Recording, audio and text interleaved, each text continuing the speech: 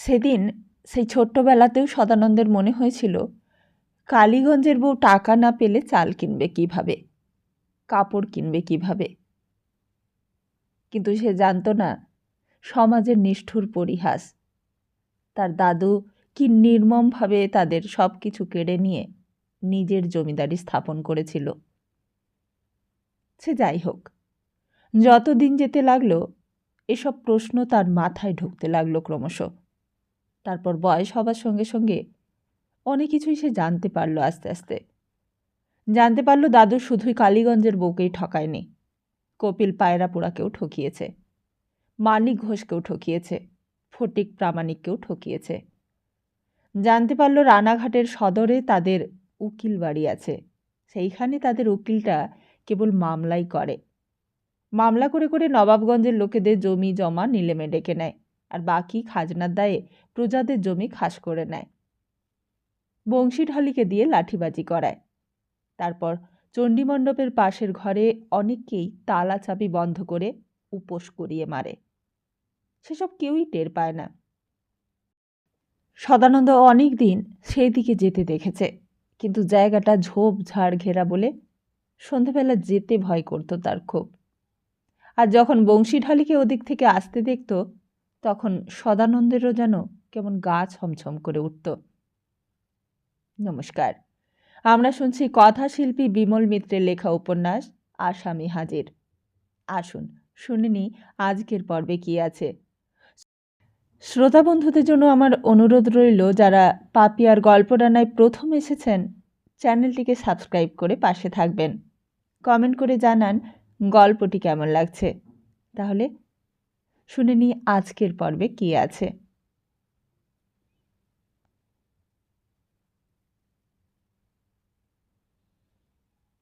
তা সেই বংশীঢালিকে জিজ্ঞেস করত, হ্যাঁ গো বংশী, এই ঘরে থাকতে তোমার ভয় করে না? বংশীঢালি হাসত সদানন্দের কথা শুনে, বলতো, ভয় করবে কেন খোকাবাবু? ওখানে তো আমি রাত্রিরে ঘুমোই, ও তো আমার ঘর। সদানন্দ আবদার ধরত, আমি তোমার ঘরে যাব বংশী। আমার ঘরে কি করতে যাবে? আমি গরিব লোক, আমার ঘরে থাকতে তোমার কষ্ট হবে। এই বলে ওই প্রসঙ্গ এড়িয়ে যেত। তারপর বলতো, চলো খোকাবাবু, তোমাকে আমি মাছ ধরা দেখতে নিয়ে যাই। বলেই বিলের ধারে খ্যাপলা জাল দিয়ে মাছ ধরা দেখাতে নিয়ে যেত।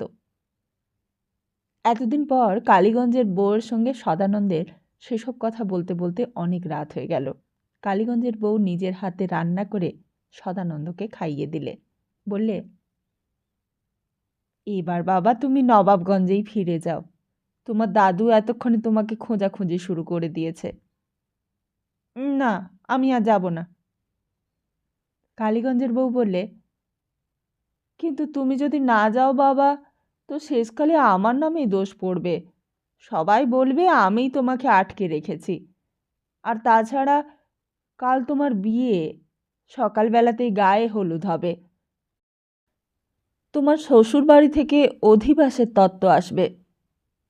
সদানন্দ বললে, আসুক, ও কিছুতেই আমি যাব না, আমি এখানেই শুয়ে রইলুম। বলেই কালীগঞ্জের বউর বিছানাতেই গায়ে এলিয়ে দিলে। একগুঁয়ে পাগল ছেলেকে নিয়ে মহা মুশকিলে পড়ল কালীগঞ্জের বউ। দুলালকে ডেকে তোষক বালিশ পেড়ে আবার তার জন্য নতুন করে বিছানা করে দিতে হলো। তা সেই রাতটাই এরকম করেই কাটল। কালীগঞ্জের বউ ভাবলে, ভোরবেলাতেই না হয় দুলালকে নিয়ে নবাবগঞ্জে খবর পাঠিয়ে দেবে যে খোকা এখানে এই কালীগঞ্জে এসে উঠেছে। আর দুলালও সেই রকমই তৈরি হয়েছিল। কিন্তু সকালবেলা থেকে দুলালের নানান কাজ থাকে। সে কাজের মানুষ। ভোররাত্রে উঠেই তাকে গরুকে সানি দিতে হয়।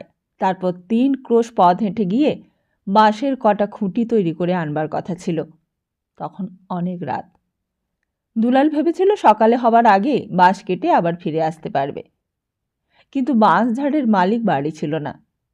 তিনিও বুঝি কোনো জরুরি কাজে রাত থাকতে বেরিয়ে গিয়েছিলেন। তার জন্য বসে বসে যখন শেষ পর্যন্ত মালিক এলো, তখন রোদ উঠে গেছে।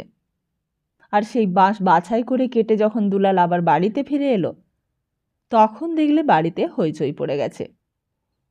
দুলালকে দেখেই গিন্নিমা বলে উঠল, হ্যাঁ রে দুলাল, তোকে আমি পই পই করে বলে দিয়েছিলুম নবাবগঞ্জে গিয়ে নায়েব বাড়িতে খবরটা দিয়ে আসবি যে খোকাবাবু এইখানে এসেছে, আর তুই কিনা বাঁশ আনতে গিয়েছিলি। আজই তোর বাঁশ আনবার জন্য এত জরুরি দরকার পড়ে গেল। এখন আমি লোককে কি বলে কৈফিয়ত দিব? নবাবগঞ্জ থেকে যে লোক এসে হাজির হয়েছে সে তো আমাকেই দুষছে। সত্যি, দুলাল দেখলে এক ভদ্রলোক বসে আছে বাড়ির উঠোনের একটা চৌকিতে। কালীগঞ্জের বউ বললে, এই দেখো বাবা, এই দুলালকেই আমি ভোরবেলা নবাবগঞ্জে গিয়ে কর্তাবাবুকে খবরটা দিতে বলেছিলুম যে খোকাবাবু এইখানে আছে। তা আমার তো ওই এক দুলালই ভরসা, আর তো কোনো লোক নেই বাবা যে তাকে আমি পাঠাবো। আর ততক্ষণে সদানন্দ উঠে এসে দাঁড়ালো। প্রকাশ মামা তো রেগে আগুন। কি রে, তুই এখানে এসে লুকিয়ে আছিস? আজ তোর বিয়ে, অধিবাস নিয়ে কেষ্টনগর থেকে লোক এসে হাজির হয়ে গেছে, গায়ে হলুদে সব কিছু রেডি, আর তুই কিনা এইরকম পাগলামি করছিস? চল চল, আর কথা বলবার সময় নেই আমার। চূড়ান্ত বেইজ্জতি হয়ে গেছে। কুটুমবাড়ির লোক সেখানে গিয়ে কি বলবে বল দেখিনি? তারা কি ভাববে? সদানন্দ বললে, ভাবুক গে, আমার কি? আমি যাব না, আমি এখানেই থাকব। প্রকাশ মামা বললে, ইয়ার কি করার আর জায়গা পাসনি নাকি? বলেই সদানন্দের হাত ধরে টান দিলে একটা। টেনে বাইরের রাস্তার দিকে নিয়ে যাবার চেষ্টা করতে লাগলো। সদানন্দ হাতটা ছাড়িয়ে নিলে, বলে, তুমি কি আমাকে ছেলে মানুষ পেয়েছো প্রকাশ মামা? আমি যাব না তোমার সঙ্গে। কি করবে তুমি? কালীগঞ্জের বউ বললে, আমি তো বাবা কাল থেকেই ওই কথা বোঝাচ্ছি যে বিয়ের ব্যাপারে এমন করতে নেই। এখন সব কিছু জোগাড় যন্তর হয়ে গেছে, এখন লোক হাসাহাসির ব্যাপার করাটা উচিত নয়। তা প্রকাশ মামা ধমক দিয়ে উঠল, বললে, তুমি থামো, আমি তোমার সব মতলব ফাঁস করে দেব। দাঁড়াও, আগে বিয়েটা হয়ে যাক, তখন যা করতে হয় আমি তাই করব, সে আমার মনেই আছে। কালীগঞ্জের বউ বললে, তা আমি কি করলুম বাবা? আমার কি দোষ হলো? বলছি তো তুমি থামো। তুমি আবার কথা বলছো? ভেবেছিলে আমার ভাগ্নেকে নিজের বাড়িতে ফুসলে এনে বিয়েটা ভেঙে দেবে না? এত শয়তানি বুদ্ধি তোমার? সদানন্দ কথার মাঝখানে বাধা দিয়ে বলে উঠল, খবরদার বলছি প্রকাশ মামা, কালীগঞ্জের বউকে তুমি অমন করে যা তা বলতে পারবে না, তাহলে কিন্তু আমিও সব কিছু ফাঁস করে দেব। প্রকাশ মামা বললে, তার মানে? তার মানে তুমি জানো না? তুমি জানো না এই কালীগঞ্জের বউর কত সম্পত্তি দাদু গ্রাস করেছে? জানো এই কালীগঞ্জের বউ এককালে কত সম্পত্তির মালিক ছিল? কে সম্পত্তি ঠকিয়ে নিয়েছে তার? কে তাকে পথের ভিখিরি করেছে? আমি সেসব কথা জানি না বলে বলতে চাও? প্রকাশ মামা কথাগুলো শুনে প্রথমে একটু হচকচিয়ে গেল, তারপরে একটু দম নিয়ে বললে, তা এসব কথা তোকে বুড়ি বলেছে বুঝি? এইসব ফুসমন্তর বুঝি ঢুকিয়ে দিয়েছে তোর মাথায়? আমাকে ফুসমন্তর দিতে হবে না প্রকাশ মামা, বোঝবার মতো যথেষ্ট বয়স হয়েছে আমার, বরং তুমি নিজে একটু বোঝো। যার পয়সায় তুমি এতদিন বাবুয়ানি করেছ, যেন সেটা তোমার ভগ্নিপতির পয়সা নয়, সেই সব এই কালীগঞ্জের বউয়েরই। প্রকাশ মামা বললে, এই দেখ, এইসব কথার জবাব দেবার সময় নেই এখন। ওদিকে কুটুমবাড়ির লোক বসে আছে, তারপর বিকেলবেলা ট্রেন ধরে আবার কেষ্টনগরে বিয়ে করতে যেতে হবে। ও পরে আমরা তোর এইসব কথার জবাব দেব। সদানন্দ বললে, না, জবাব দিলে এক্ষুনি জবাব দিতে হবে, আগে জবাব চাই, তবেই আমি তোমার সঙ্গে যাব। তা কিসের জবাব চাস তুই? হ্যাঁ, কবেকার পুরনো কাসুন্দি ঘাটবার কি এটা সময়? এসব কাসুন্দি তো পরে ঘাটলেও চলতো। না, চলতো না। আমি আগে এর জবাব চাই। আগে তুমি বলো, আগে তুমি কথা দাও। দাদু এই কালীগঞ্জের বউর পাওনা 10,000 টাকা মিটিয়ে দেবে। 10,000 টাকা? হ্যাঁ, দাদু 15 বছর আগে কথা দিয়েছিল 10,000 টাকা দিয়ে সাহায্য করবে এই কালীগঞ্জের বউকে। এখন কেবলই ঘোরাচ্ছে। এখন দাদু এই কালীগঞ্জের বউর সঙ্গে একবার দেখাও করে না। তুমি আগে কথা দাও যে সেই টাকাটা তুমি মিটিয়ে দেবে। প্রকাশ মামা বললে, তোর দাদু টাকা মেটাবে কিনা তার কথা আমি কি করে দেব রে? আমি নিজে কি টাকা নিয়েছি যে সেই কথা আমি দেব? সদানন্দ বললে, তাহলে আমিও বিয়ে করতে পারবো না। প্রকাশ মামা বললে, আচ্ছা ঠিক আছে, তাহলে তুই এখন বাড়ি চল। বাড়ি গিয়ে তো দাদুকে সব বল গিয়ে। দাদু যদি তখন টাকাটা দিতে রাজি না হয় তা তখন না হয় বিয়ে করতে যাস না। আমাকে বাপু এই দায় থেকে তুই বাঁচা। কালীগঞ্জের বউ এতক্ষণে কথা বললে। সদানন্দের দিকে চেয়ে বললে, সেই ভালো কথা বাবা, তোমার মামা তো ঠিক কথাই বলেছে বাবা। আর আমার টাকা, ও আমার 3 কাল গিয়ে 1 কালে ঠেকেছে। এখন আমার টাকা দিলেও যা, না দিলেও তাই। ও টাকার পিত্তিস আমি আর করি না। কিন্তু তুমি বাবা আর দেরি করো না, যাও, তোমার গায়ে হলুদের দেরি হয়ে যাবে। সদানন্দ এতক্ষণে রাজি হলো, বলল, আচ্ছা চলো। তারপর কালীগঞ্জের বউর পায়ের কাছে মাথা নিচু করে প্রণাম করে বললে, তোমার টাকা আমি নিজের হাতে দিয়ে যাব কালীগঞ্জের বউ, তুমি কিচ্ছু ভেবো না। টাকা না দিলে আমি বিয়ে করতেই যাব না। মনে আছে সদানন্দের মাথায় হাত দিয়ে আশীর্বাদ করতে গিয়ে কালীগঞ্জের বউয়ের 2 চোখ জলে ভরে উঠেছিল। সদানন্দের চোখের সামনে আঁচল দিয়ে চোখ মুখ ঢেকে ফেলেছিল। সেই দিন কেষ্টনগরের বিয়েবাড়ির একান্তে একটা ঘরের ভেতরে প্রকাশ মামা সেই কথাই জিজ্ঞেস করলে। বললে, কি রে, তুই কালীগঞ্জের বউর ব্যাপারটা বাসর ঘরের সকলকে বলে দিসনি তো? নিরঞ্জন বলছিল। সদানন্দ গম্ভীর মুখে বললে, না, বলিনি। প্রকাশ মামা সাবধান করে দিলে, বললে, না না, বলিসনি। সদানন্দ বললে, কিন্তু কালীগঞ্জের বউর সেই 10,000 টাকাটা, সেটা কিন্তু দাদু এখনো দিলে না। তুমি কিন্তু কথা দিয়েছিলে। প্রকাশ মামা বললে, তুই মিছিমিছি ওইসব নিয়ে ভাবছিস। তোর দাদুর কাছে 10,000 টাকা তো হাতের ময়লা রে। তা দেবে যখন কথা দিয়েছে নিশ্চয়ই দেবে। 10,000 টাকা মেরে দিয়ে কি তোর দাদু বড়লোক হবে? নিশ্চয়ই দিয়ে দেবে, আমি তো সাক্ষী আছি। সদানন্দ বললে, কিন্তু কালীগঞ্জের বউয়ের টাকা যদি দাদু না দেয় তখন কিন্তু সর্বনাশ হয়ে যাবে, এই আমি বলে রাখছি। ওদিক থেকে কন্যাকর্তার গলা শোনা গেল, কই, বেয়াই মশাই কোথায়? তার সিগারেট পেয়েছেন তো? বলতে বলতে কালীকান্ত ভট্টাচার্য এসে পড়লেন। বললেন, হে, এই যে এইখানে বাবা জীবনও আছে দেখছি। তা সিগারেট টিগারেট সব পাচ্ছেন তো বেয়াই মশাই? প্রকাশ মামার মুখে তখন সিগারেট জ্বলছিল, সুতরাং উত্তরটা তাকে আর দিতে হলো না। শুধু বললে, এইবার যাত্রার বন্দোবস্ত করুন বেয়াই মশাই। আমি বরকনেকে একবার নবাবগঞ্জে পৌঁছিয়ে দিতে পারলেই আমার ছুটি। তারপর আপনার ভাগ্য আর আপনার মেয়ের হাত যশ। তা প্রকাশ মামা করিতকর্মা লোকই বটে। করিতকর্মা লোক না হলে কি আর এই বিয়েটা হতো নাকি? বিয়ে তো প্রায় আটকেই গিয়েছিল কাল সকালবেলা। বাড়িময় শোরগোল উঠেছিল। নবাবগঞ্জে কথাটা প্রায় ছড়িয়েই গিয়েছিল। সবাই জানতে পেরেছিল যে চৌধুরী মশাইয়ের ছেলে পালিয়ে গিয়েছে। তাকে আর কেউ খুঁজে পাচ্ছে না। একে গ্রাম দেশ, তার ওপর আবার ছোট গ্রাম নবাবগঞ্জ। কার বাড়িতে জামাই এসেছে, কার বাড়ির মেয়ে কার সঙ্গে ফষ্টি নষ্টি করছে, তার কারোর জানতে বাকি থাকে না। আর তাছাড়াও নেমন্তন্ন হয়েছে মোটামুটি সব বাড়িতেই। তারা কদিন ধরেই খাবে।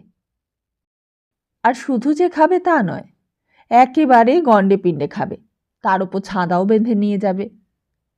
তা কদিন আগে থেকেই তারা বাড়িতে কম খেয়ে খেয়ে চালাচ্ছে, যাতে খাবার জন্য পেটে কিছু জায়গা খালি থাকে।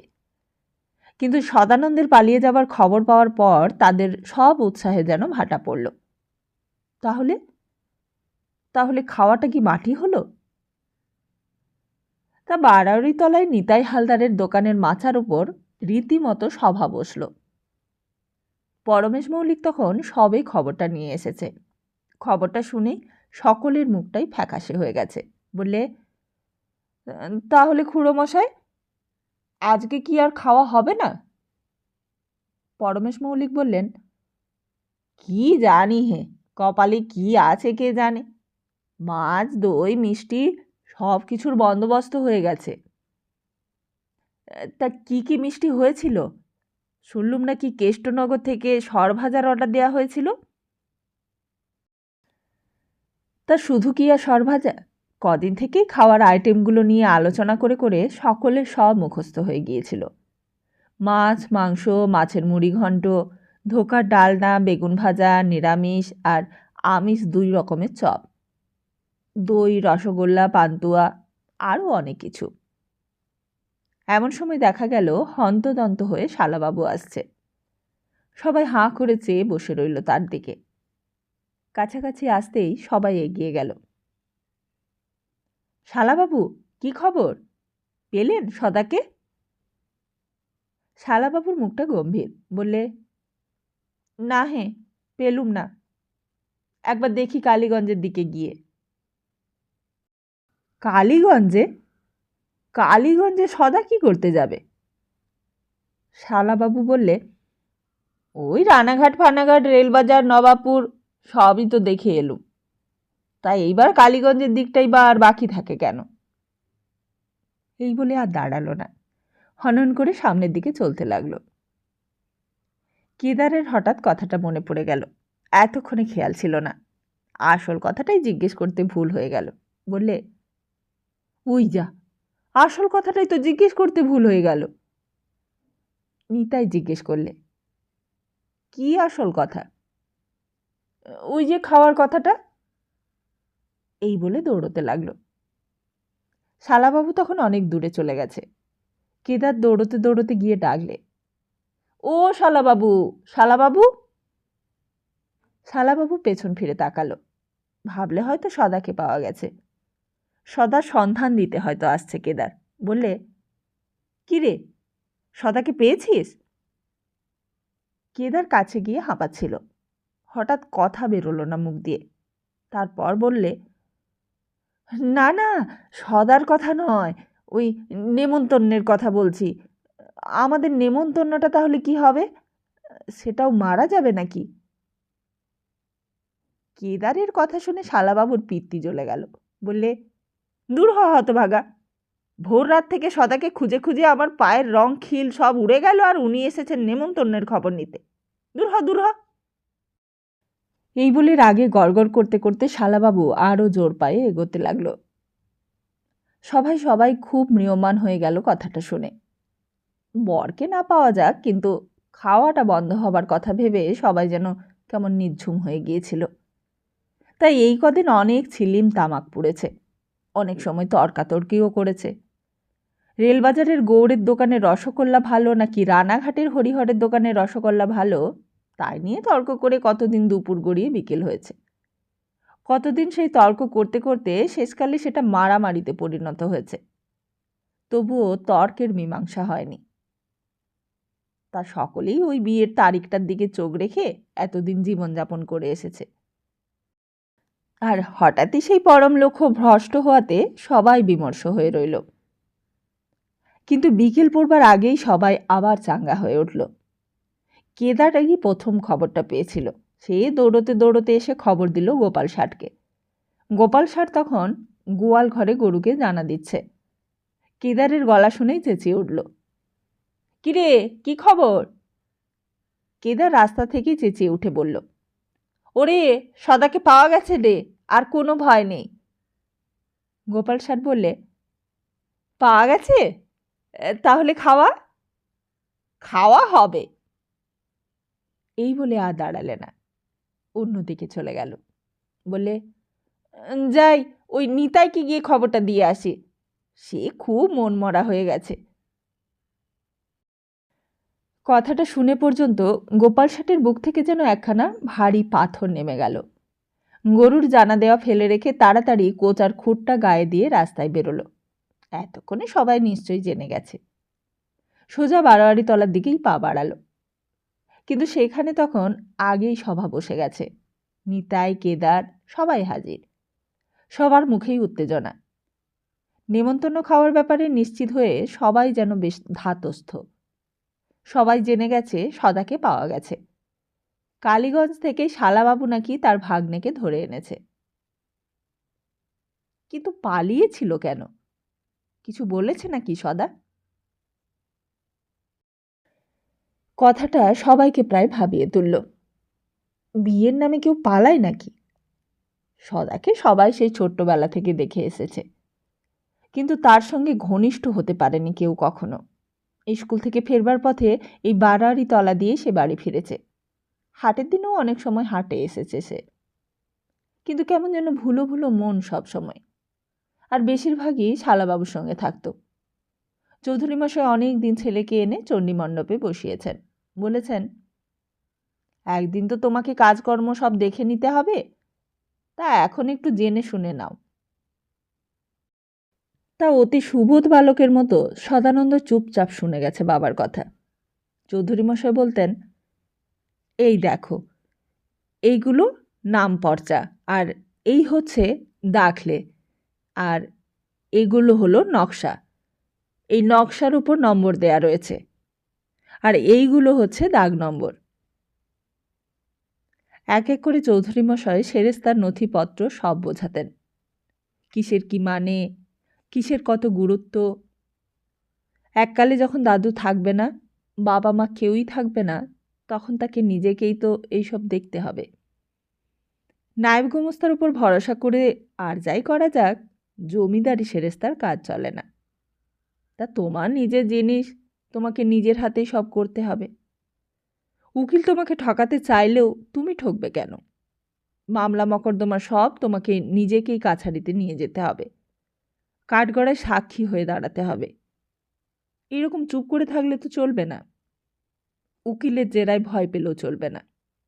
নিজের স্বার্থ কড়াই গণ্ডায় বুঝে নিতে শিখবে। আর প্রজা ঠ্যাঙাতে যদি না পারো, জমিদারি করো না। এ ভালো মানুষের কাজ নয়, বুঝলে? এই এত যে উপদেশ, এত যে পাখি পড়ানো, সব কিন্তু বৃথা হয়েছিল।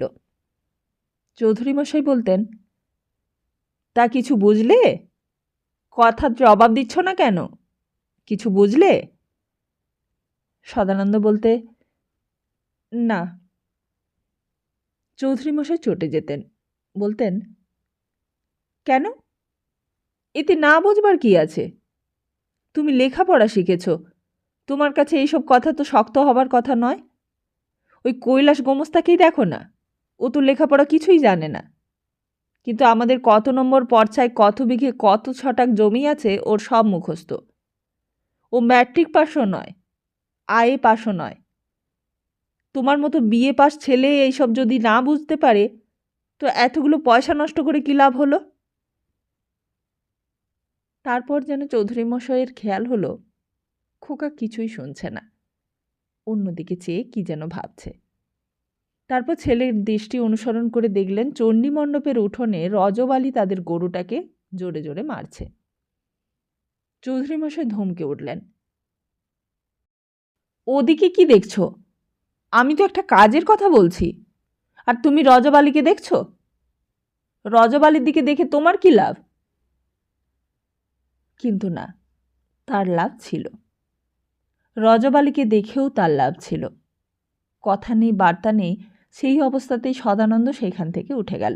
উঠেই রজবালির হাত থেকে লাঠিটা 1 মিনিটের মধ্যে কেড়ে নিলে। বললে, মারছিস কেন গরুটাকে? কি করেছে গরুটা? রজবালি তো ভয়েই অস্থির।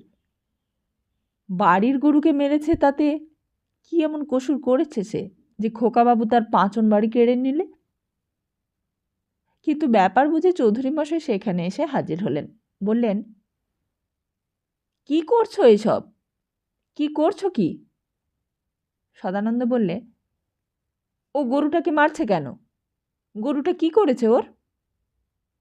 চৌধুরীমশাই বললেন, তার দরকার হলে গরুকে মারবে না? বদমাইশি করেছে নিশ্চয়ই, তাই মেরেছে। তুমিও নিয়ে মাথা ঘামাচ্ছ কেন? সদানন্দ বললে, তাহলে আমিও রজবকে মারব, ও তো বদমাইশি করেছে। চৌধুরীমশাই ছেলের বেয়াড়া বুদ্ধি দেখে অবাক হয়ে গেলেন। তার ছেলে হয়ে এরকম বেয়াড়া বুদ্ধি কি করে হলো? এমন বুদ্ধি হলে তো সম্পত্তি রাখবে কি করে? চিরকাল তো আর তিনি থাকছেন না। একদিন তো এই ছেলের হাতেই সমস্ত সম্পত্তি তুলে দিয়ে তাকে চলে যেতে হবে। তখন? আর সেই দিন থেকেই চৌধুরীমশাইয়ের এক অজানা ভাবনা শুরু হয়েছিল। সেই দিন থেকেই তিনি ছেলেকে নিজের কাছে কাছে রাখবার চেষ্টা করতে লাগলেন। চণ্ডীমণ্ডপে নিজের কাছে বসিয়ে সব কিছু দেখাতে বোঝাতে লাগলেন। সদানন্দ কিছুক্ষণ কাছে বসে থাকতো বটে, কিন্তু তার মনটা যে কোথায় পড়ে থাকত তা কে জানে। খানিক্ষণ পরেই বলতো, আমি এবার যাই। চৌধুরীমশাই বলতেন, তুমি আবার কোথায় যাবে? সদানন্দ বলতো, আমার আর ভালো লাগছে না। তা ভালো লাগছে না তো কোথায় যাবে কোথায়? সদানন্দ বলতো, বাইরে।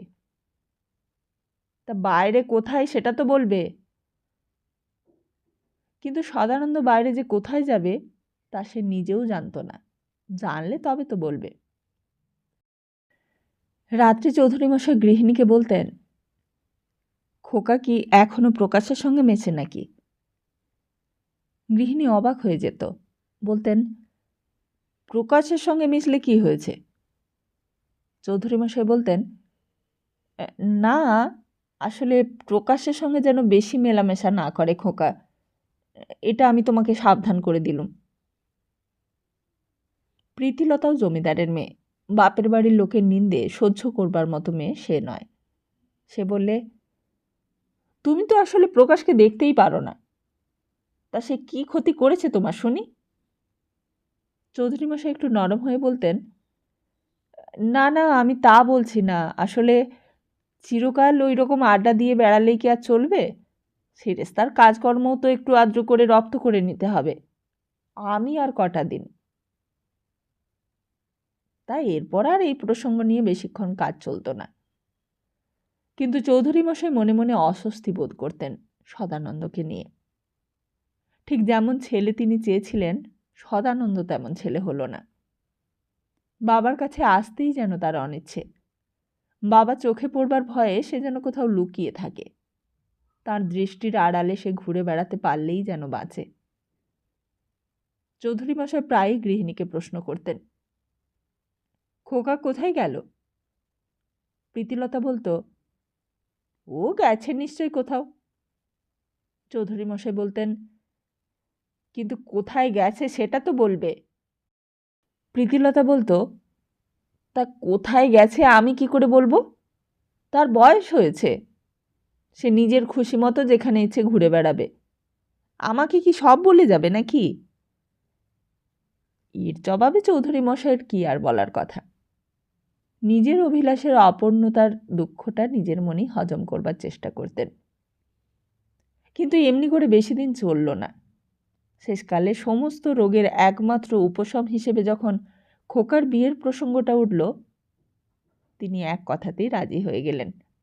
ভাবলেন হয়তো বিয়ের পরে সব কিছু সহজ স্বাভাবিক হয়ে উঠবে, ওই যেমন সবার হয়ে থাকে আর কি। কিন্তু সেই বিয়ের দিনেই যে খোকা এমন কাণ্ড করে বসবে তার কে কল্পনা করতে পেরেছিল? প্রকাশে বিয়ের সম্বন্ধ করেছিল, সুতরাং তারই যত দায়িত্ব। তা সেই ছুটল চারিদিকে। চারিদিকে সকলকে নেমন্তন্ন করা হয়ে গেছে। দই, মাছ, মিষ্টি সব কিছু তৈরি। অধিবাস নিয়ে কুটুমবাড়ি থেকে লোক এসে গেছে, অথচ বর বাড়ি নেই। নিজের মাথা চুল ছিঁড়তে ইচ্ছে হলো চৌধুরীমশাইয়ের। কুটুমবাড়ির লোককে কি জবাব দেয়া হবে? কিন্তু না, প্রকাশ করিতকর্মা ছেলে বটে। বেলা তখন দ্বিতীয় প্রহর উতরে গেছে। হঠাৎই খোকাকে নিয়ে এসে হাজির। চৌধুরী মশাই খবরটা পেয়ে দৌড়ে নিচে গেছেন। গিয়ে বললেন, কি হলো, কোথায় পেলে ওকে? প্রকাশ বললে, ওসব কথা এখন থাক জামাইবাবু, সে অনেক কাণ্ড। অনেক কাণ্ড? অনেক কাণ্ড মানে কি, খুলে বলো। বেলা 3টেতে বিয়েবাড়ি বর নিয়ে যেতে হবে, হাতে আর কোনো সময় নেই। আর এদিকে কুটুমবাড়ির লোক এলো। অধিবাসে তত্ত্ব নিয়ে যারা এসেছিল তারা দেখে গেছে যে বরের গায়ে হলুদ হয়নি। প্রকাশ বললে, তাদের বললেন কেন যে গায়ে হলুদ হয়নি? চৌধুরী মশাই বললেন, বলতে হবে কেন, তাদের কি চোখ নেই? তারা তো সবই দেখতে পেল। প্রকাশ তাতেও ভয় পাবার লোক নয়।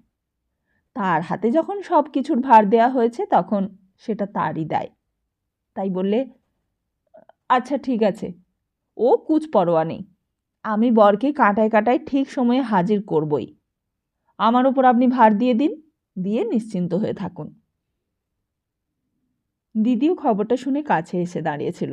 বললে, হ্যাঁ রে প্রকাশ, খোকাকে কোথায় পেলি তুই শেষ পর্যন্ত? প্রকাশ বললে, তুমি এখন কথা বলতে বসো না দিদি, তুমি গায়ে হলুদে জোগাড়টা করো গে। বিকেল 3টেতেই আমরা বর নিয়ে যাত্রা করব, নইলে আবার ট্রেন ধরতে পারবো না। আর আমার একটা জরুরি কথা আছে জামাইবাবুর সঙ্গে, তুমি এখান থেকে যাও। তারপর চৌধুরী মশাইকে একপাশে ডেকে নিয়ে গিয়ে বলল প্রকাশ, একটা কথা আছে জামাইবাবু, সদাকে কোথায় পেয়েছি জানেন? আপনি যেন আবার কাউকে বলবেন না। পেয়েছি কালীগঞ্জে। কালীগঞ্জে? হ্যাঁ, কালীগঞ্জের বউর কাছে গিয়ে উঠেছিল সদা। জানি না কালীগঞ্জের বউ সদাকে কি ফুসমন্তর দিয়েছে। 10,000 টাকা নগদ না দিলে সদা বিয়ে করতে যাবে না। 10,000 টাকা কালীগঞ্জের বউকে দিতে হবে? হ্যাঁ, তা না দিলে সদা বিয়ে করতেই যাবে না। ওর দাদু নাকি কালীগঞ্জের বউকে কথা দিয়েছিল, সেই কথা এখন রাখতে হবে। চৌধুরী মশাইয়ের বিস্ময়ের ঘোর তখনও কাটেনি। বললেন, তা সেসব তো অনেক কাল আগেকার কথা। ওই কালীগঞ্জের বই তো আমাদের নামে মামলা করেছিল। তখন বাবা কথা দিয়েছিল যে 10,000 টাকা দিয়ে সব মিটিয়ে নেবে।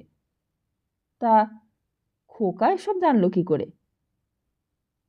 প্রকাশ বললে, কি জানি কি করে জানলে, তা সেখান থেকেই তো সদা কিছুতেই আসতে চায় না। শেষে আমি বললুম যে নবাবগঞ্জে গিয়ে তোকে টাকাটা দেয়া হবে, তাই এলো। তা এখন টাকার একটা বন্দোবস্ত করুন। চৌধুরী মশাই বললেন, এখনই দিতে হবে টাকা? হ্যাঁ। তা টাকাটা না দিলে? টাকা না দিলে ও বিয়ে করতে যাবে না। তা টাকা পরে দিলে চলবে না? বিয়ে টিয়ে আগে মিটে যাক, তারপর না হয় ভেবে চিন্তে টাকা দেওয়া যাবে। প্রকাশ বললে, তা বোধহয় ও শুনবে না। ও যা বেয়ারা ছেলে আপনার, একবার যখন গো ধরেছে তখন টাকা না দিলে ছাড়বে না। তা মহা ভাবনায় পড়লেন চৌধুরী মশাই। ওদিকে আবার বেশি ভাববারও সময় নেই। বেলা 3টেতে ট্রেন, আর সেই ট্রেন ধরে রানাঘাটে যেতে হবে, সেইখান থেকে আবার কেষ্টনগর। শেষকালে আর কিছু না ভেবে তিনি বললেন, আচ্ছা দেখি, একবার বাবাকে গিয়ে বলে আসি। বলেই চৌধুরী মশাই ওপরে চলে গেলেন। প্রকাশ মামা সদানন্দের কাছে এলো। সদানন্দ জিজ্ঞেস করলে, কি হলো? প্রকাশ মামা বললে, হচ্ছে হচ্ছে, টাকার ব্যবস্থা হচ্ছে। জামাইবাবু তো দাদুর কাছে গেছে আনতে, তুই কিচ্ছুটি ভাবিস নে। তোর তো টাকা পেলেই হলো। তোর দাদুর কি আর টাকার অভাব? 10,000 টাকা তোর দাদুর হাতের ময়লা। সদানন্দ বললে, ঠিক আছে, দাদু যদি টাকা দেয় তো ভালো, কিন্তু টাকা যদি না দেয় আমি কিন্তু বিয়ে করতে যাব না, এই আমি তোমায় জানিয়ে রাখছি। ততক্ষণে ওপর থেকে ডাক এলো, ওপরে যেতে হবে দুজনকে। সদানন্দ আগে আগে আর পেছনে পেছনে প্রকাশ মামা। দাদুর ঘরে তখন কৈলাস গোমস্তা আর চৌধুরী মশাই রয়েছে। বিছানার ওপর আধ শোয়া অবস্থায় দাদু। সদানন্দকে দেখেই দাদু বললেন, এসব কি পাগলামির কথা শুনছি তোমার? তোমার না বয়স হয়েছে? এই বয়সে কি তোমার ছেলে মানুষই এখনো গেল না? সদানন্দ কোনো উত্তরই দিলে না, চুপ করে রইল। কথা বলছো না যে? যাও, বিয়ে করতে যাও। শেষকালে কি ট্রেন ফেল করবে নাকি? সদানন্দ বললে, কিন্তু টাকা? তা নরনারায়ণ চৌধুরীও তেমনি লোক, বললেন, টাকা কি আর হুট করে বললেই আসে? তুমি বললে টাকা দাও আর অমনি টাকা দিয়ে দিলুম, তাই কি কখনো হয়? নাকি হয়েছে? ও টাকা দেয়া হবে খন। তুমি এখন যা করতে যাচ্ছ তাই আগে করতে যাও। শেষকালে কি আবার লোক হাসাবে নাকি? কিন্তু সদানন্দের মুখে সেই একই কথা, বলে টাকা না দিলে আমি যাব না। নরনারায়ণ চৌধুরীর জমিদারি মেজাজ তীক্ষ্ণ হয়ে উঠল। আরে বলছি তো টাকা আমি দেব, আমার কথার কি একটা দাম নেই? তোমার জিদটাই বজায় থাকবে? কিন্তু কখন দেবেন টাকা? নরনারায়ণ চৌধুরী বললেন, তা তুমি কাল বিয়ে করে ফিরে এলেই আমি দেব। আর যদি না দেন? এতক্ষণে চৌধুরী মশাইয়ের কথার মধ্যে মুখ খুললেন, বললেন, তুমি আর কথা বাড়িও না খোকা। দাদু যখন বলছেন টাকাটা দেবেন, তখন তার উপর আর কথা বলো না। আর এই নিয়ে কথা কাটাকাটি করলে ওদিকে আবার গায়ে হলুদের দেরি হয়ে যাবে, ট্রেনও ফেল করব আমরা। সদানন্দ বোধহয় এতক্ষণে একটু নরম হলো, বললে, তোমরা কিন্তু সবাই কথা দিচ্ছ তাহলে?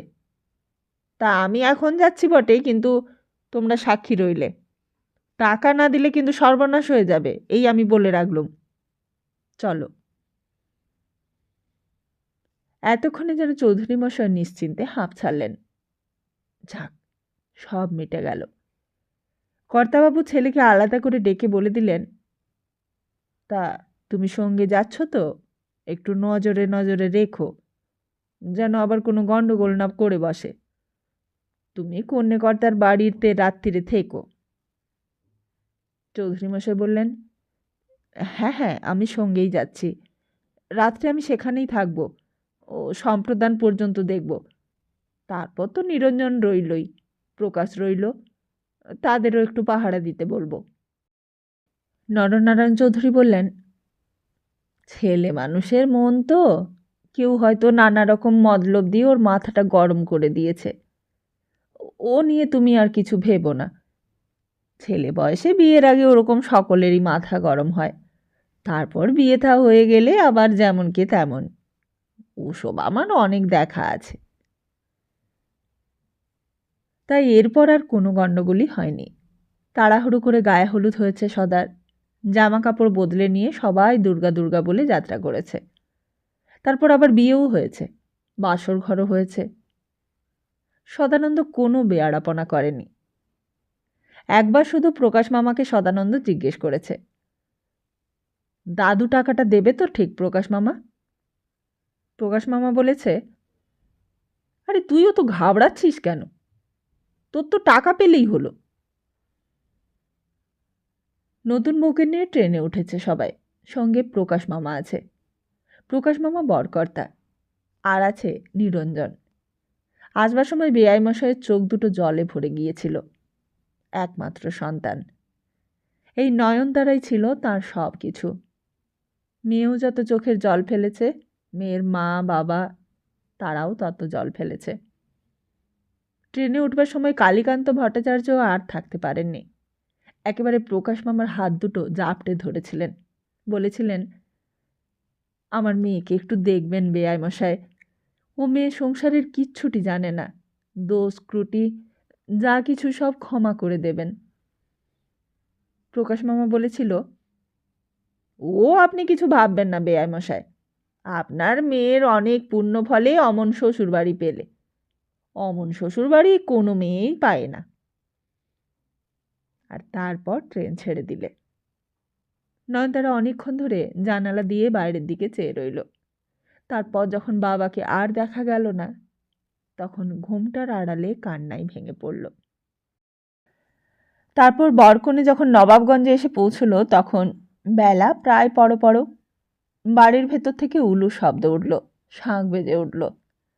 নতুন বউ এসেছে চৌধুরী বাড়িতে। চৌধুরী বাড়ির প্রথম লক্ষ্মী এসেছে। এই গ্রাম ওই গ্রাম থেকে লোকজন, মেয়ে পুরুষ একেবারে ভেঙে পড়ল। বারোয়ারিতলা নিতাই হালদারের দোকানের মাচায় তখন রীতিমতো সভা বসে গেছে। কেদার বললে, বউ কিরকম দেখলি রে গোপাল? গোপাল ষাট বললে, আমি আর কখন দেখলুম, আমার বউ গিয়েছিল, সে বললে একেবারে জগদ্ধাত্রীর মতো রূপ, বড় লোকের ছেলের বউ, আমাদের মতো শাকচুনি বউ হবে নাকি? কেন, তোর বউ কি খারাপ দেখতে? গোপাল ষাট বললে,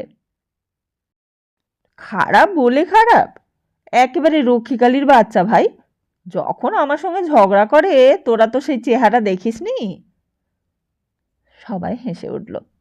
নিতাই বলে উঠল, উরে তা নয়, আসলে পরের বউকে সকলেরই ভালোই লাগে, যার সঙ্গে ঘর করতে হয় সে তো পুরনো হয়ে যায়, তাই না? কেদার বললে,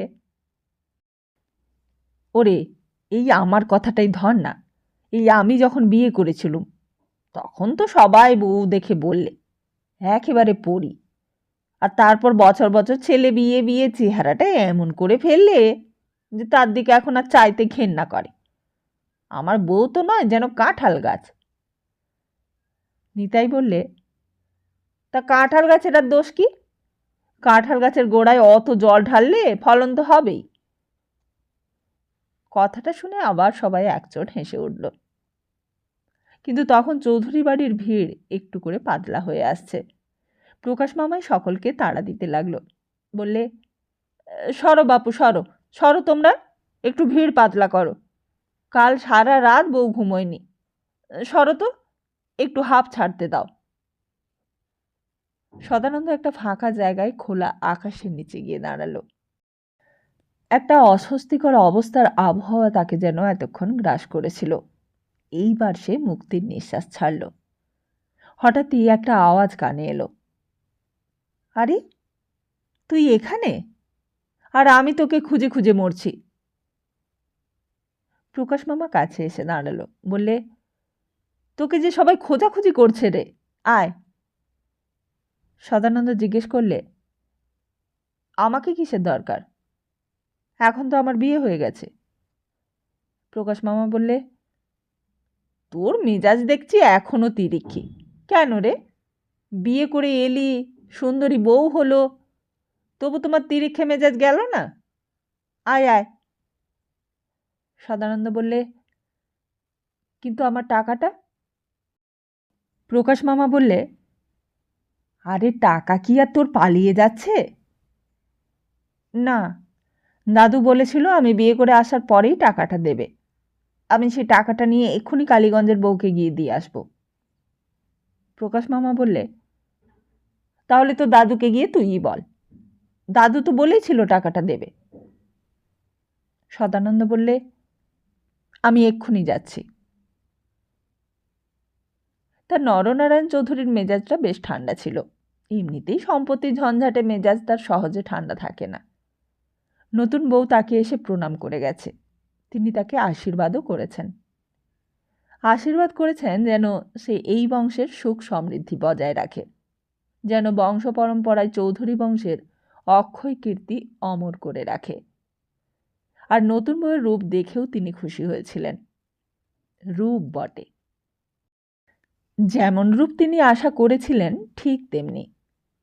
আর শুধু রূপ নয়, লক্ষণও বেশ ভালো। তিনি ভালো করে বউর মুখখানা খুঁটিয়ে খুঁটিয়ে দেখছিলেন। ওই সুলক্ষণা যাকে বলে, ঠিক তাই। পারবে, এ পারবে, এ তার নাতির বেয়াড়াপনা দূর করতে পারবে। আর হঠাৎই যেন সামনে ভূত দেখলেন। বললেন, কে?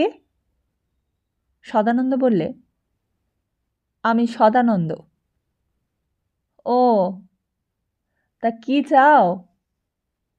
সদানন্দ বললে, আমার টাকাটা। টাকা? টাকার কথা শুনে নরনারায়ণ চৌধুরী চমকে উঠলেন। টাকা?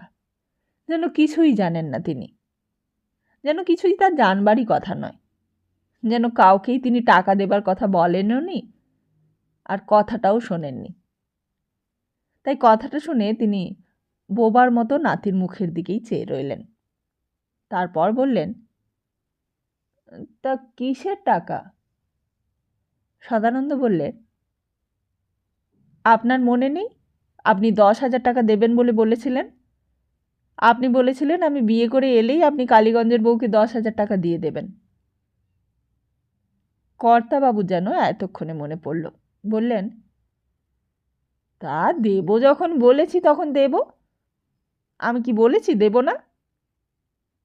সদানন্দ বললে, তাহলে দিন টাকাটা, আমি দিয়ে আসি।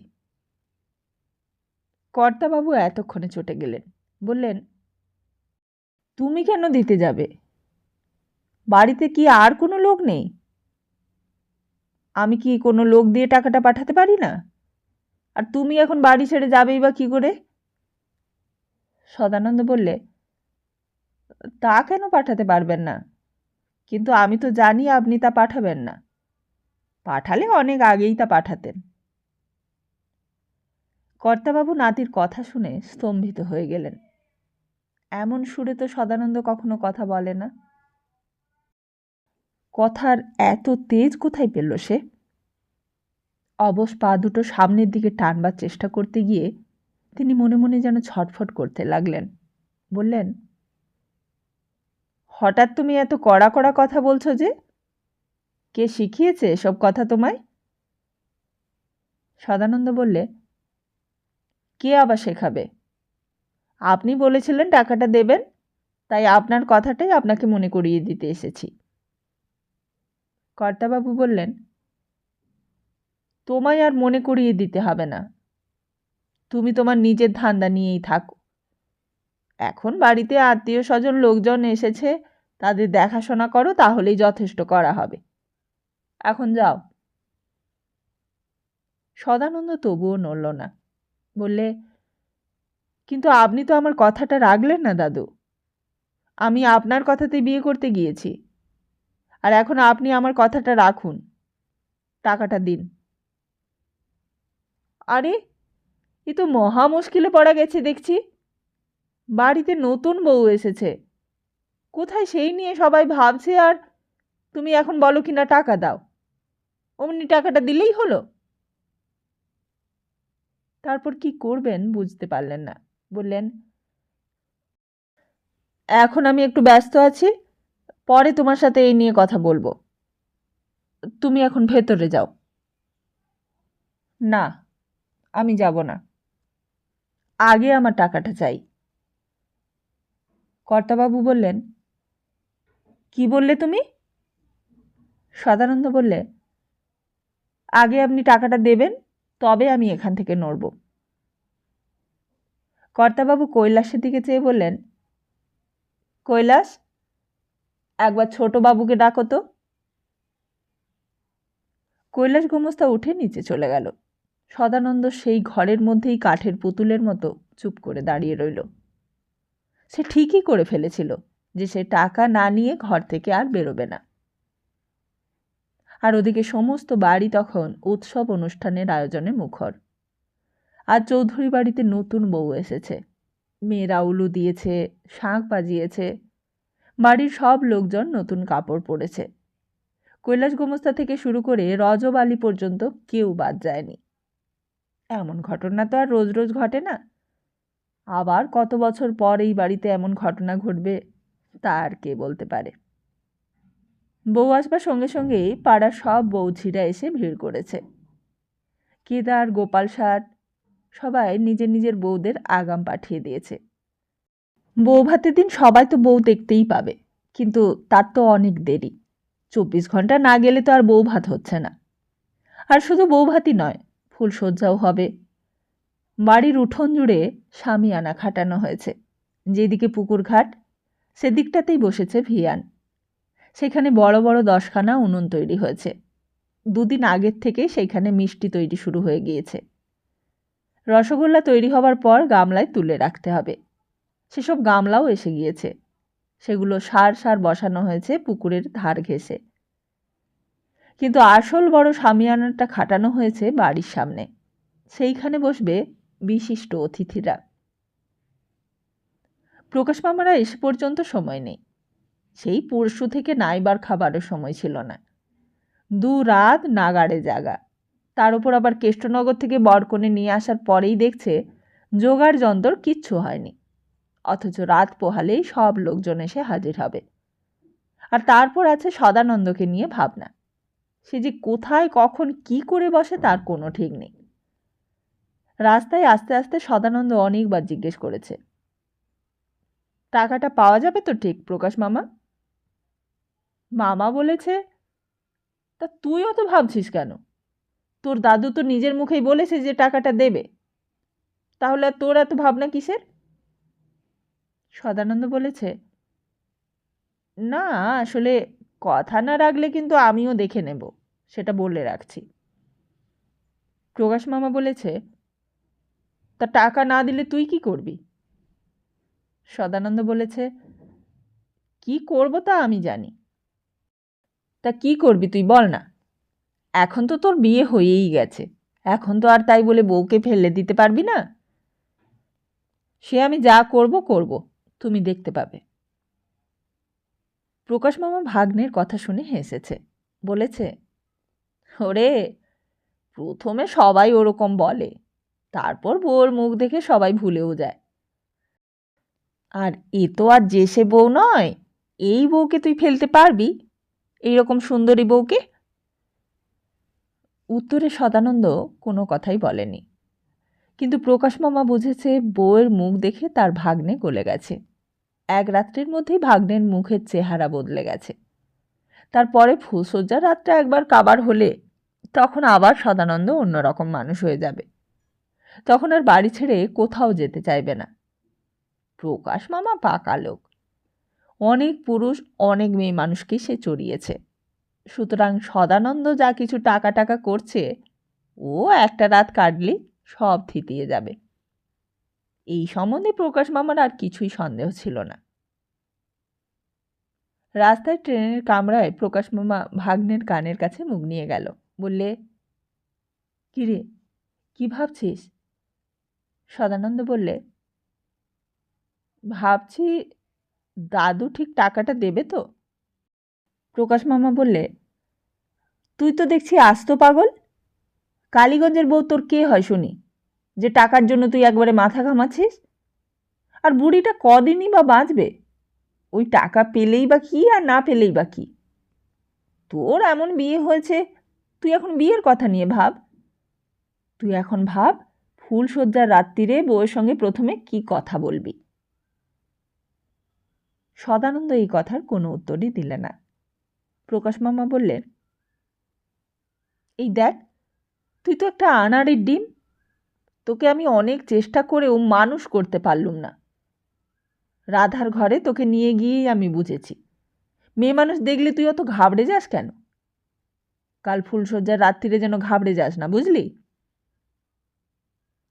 সদানন্দ সেই কথারও কোনো উত্তর দিলে না। প্রকাশ মামা বললে, কি রে, কথা বলছিস না যে? ফুলশয্যার রাত্রিরে বউয়ের সঙ্গে প্রথমে কি কথা বলবি সব ভেবে রেখেছিস তো? তবুও সদানন্দের মুখে কোনো জবাব নেই। প্রকাশ মামা তবুও ছাড়লে না। বললে, কি রে, কিছু বুঝলি? আরে কি বলছি কিছু বুঝতে পারলি? সদানন্দ বললে, না। আরে এই সজা কথাটাও তুই বুঝতে পারলি না? জীবনে একটা অচেনা মেয়ের সঙ্গে প্রথম কথা বলবার আগে একটু ভেবে চিন্তে নিতে হয়, বুঝলি? তা কিছু ভেবেছিস তুই? সদানন্দ বললে, কি আবার ভাবব? প্রকাশ মামা বললে, এই মরেছে, তুই তো দেখছি এখনো আনাড়ি আছিস। শোন, তোকে আমি বুঝিয়ে বলি। প্রথমে তো ঘরে ঢুকবি, ঢুকেই দরজাটায় খিল দিয়ে দিবি। আর তোর বউ যদি তখন চুপ করে খাটের বাজু ধরে দাঁড়িয়ে থাকে, তুই আস্তে আস্তে তার কাছে গিয়ে। হঠাৎই সদানন্দ বলে উঠল, কিন্তু একটা কথা প্রকাশ মামা, তোমার কথাতেই কিন্তু আমি বিয়ে করেছি, সেটা যেন তোমার মনে থাকে। অন্য প্রসঙ্গ আসতেই প্রকাশ মামা বিরক্ত হয়ে উঠল। বললে, তার মানে? সদানন্দ বললে, তার মানেটা তুমি ভালো করেই জানো মামা, দুবার করে আর শুনতে চেও না। আমি কিন্তু 10,000 টাকা চাই। প্রকাশ মামা বললে, 10,000 টাকা আমি কোথায় পাবো? তো দাদু সেই টাকা দেবে। হ্যাঁ, আমি বাড়ি ফিরে গিয়ে যেন টাকাটা চাই। তখন দাদু টাকা যদি না দেয়, সেটা কিন্তু তোমায় পাইয়ে দিতে হবে। সেটা তোমার দায়িত্ব। শেষকালে আবার যেন বলো না যে তোমার কোনো দায়িত্ব নেই। আরে, তুই তো দেখছি সেই যাকে বলে মালে ভুল তালে ঠিক। সদানন্দ বললে, সে তুমি যাই বলো মামা, আমি কিন্তু তখন তোমায় ছাড়বো না। তখন যেন আবার বলো না যে তুমি কিছুই জানো না। প্রকাশ মামা বলে উঠল, দেখো দিকিনি, এখন কি ওইসব কথা ভাববার সময়? কোথায় তুই বউয়ের ঘোমটার ভেতরে উঁকি মেরে দেখবার চেষ্টা করবি, আর কোথায় রাত্রিরে কি কথা বলবি সেই কথাই ভাববি। তা নয়, যত সব। ট্রেনের কামরার মধ্যে নতুন বরকনে চলেছে তখন। অন্য প্যাসেঞ্জারেরা নতুন কনের ঘোমটার ফাঁক দিয়ে তার মুখ দেখবার চেষ্টা করছে। হু হু করে চলেছে ট্রেনটা। তারপর একসময় এসে থামল রেলবাজারে। রজবালি গাড়ি নিয়ে দাঁড়িয়েছিল, তাদের সঙ্গে পালকির বন্দোবস্ত ছিল। এরপর আর কোনো গণ্ডগোলই হয়নি। নবাবগঞ্জের বরকনেকে দিদির হেফাজতে রেখে ভিয়েন আর সামিয়ানা নিয়েই পড়েছিল প্রকাশ মামা। যেই দিকে প্রকাশ মামা না দেখবে সেই দিকেই তার চিত্তির। হঠাৎই কৈলাস গোমস্তা এসে ডাকলে, শালাবাবু, ছোটবাবু একবার ডাকছেন আপনাকে। ছোটবাবু? কেন, কোথায়? ওপরে। আচ্ছা, যাচ্ছি, তুমি যাও। এই বলে আর দাঁড়ালো না। কাজকর্ম ফেলে দোতলার সিঁড়ির দিকে চলতে লাগলো। কিন্তু ওপরে তখন আরেক নাটকের অভিনয় চলছে। চৌধুরীমশাই গিয়ে হাজির হয়েছেন সেইখানে। সদানন্দও রয়েছে। প্রকাশ যখন সেখানে গিয়ে পৌঁছল তখন কর্তাবাবু বেশ রেগে উঠেছেন। বলছেন, তাহলে তোমার কথাই ঠিক থাকবে, আর আমি কেউ নই। আমার কথার কোনো দাম নেই। আমি তো বলছি ফুল সজ্জা টজ্জা হয়ে যাক, তখন টাকার বন্দোবস্ত করব। হুট করে বললেই কি টাকা বেরোয়? আর অত টাকা কি একসঙ্গে কেউ ঘরে রাখে? ব্যাংক থেকে তো টাকাটা তুলতেও হবে, সময় চায়। সদানন্দ বললে, কিন্তু তখন কেন বললেন যে আমি বিয়ে করে ফিরে এলেই টাকাটা দিয়ে দেবেন? আপনি তো এতক্ষণে আজকের মধ্যে কাউকে দিয়ে ব্যাংক থেকে টাকাটা তুলেই রাখতে পারতেন। কর্তাবাবু বললেন, তার কৈফিয়ত কি তোমায় দিতে হবে নাকি? সদানন্দ বললে, কিন্তু আপনি তো জানতেন যে আমি বিয়ে করে ফিরে এসে টাকাটা চাইব। কর্তাবাবু বললেন, গুরুজনদের সঙ্গে কেমন করে কথা বলতে হয় তাও দেখছি তুমি শেখোনি। সদানন্দ বললে, আপনারা গুরুজন বলে কি আপনাদের 7 খুন মাপ? আমি কি তার কোনো প্রতিবাদ করতে পারবো না? চৌধুরী মশাই এবার ছেলের দিকে চাইলেন, বললেন, তুমি চুপ করো। কার সঙ্গে কেমন করে কথা বলতে হয় তাও দেখছি জানো না। যাও, নিচে যাও। এখন আমাদের অনেক কাজকর্ম পড়ে আছে। কালকে আত্মীয় স্বজন কুটুমরা সবাই এসে যাবে, তাদের সব ব্যবস্থা করতে হবে। আর এই সময় কিনা তুমি দাদুকে এরকম বিরক্ত করতে এলে? দুদিন সবুর করতে পারলে না? এখন যাও, পরে ওইসব ব্যাপার নিয়ে কথা হবে। সদানন্দ বললে, তুমি এটা কি বলছো বাবা? যখন দাদু কথা দিয়েছিলেন তখন তুমিও তো শুনেছ। এমন করবে জানলে তো আমি বিয়েই করতে যেতুম না। থামো তুমি। কর্তাবাবু বিছানায় শুয়ে শুয়ে চিৎকার করে উঠলেন, থামো থামো, বেয়াদপিরও একটা সীমা আছে। বেয়াদপি আমি করছি নাকি আপনি করছেন? আপনি কেন এমন করে একজন বিধবার সর্বনাশ করলেন? কেন তো কেড়ে নিলেন তার সর্বস্ব? কেন তাকে কথা দিয়ে কথা রাখলেন না? হঠাৎই সমস্ত বাড়ির লোকজন বেশ সচকিত হয়ে উঠল। কর্তাবাবুর ঘরের ভেতর কিছু একটা গোলমালের আওয়াজ হচ্ছে। সবাই কান পেতে গোলমালের কারণটা জানতে চাইল।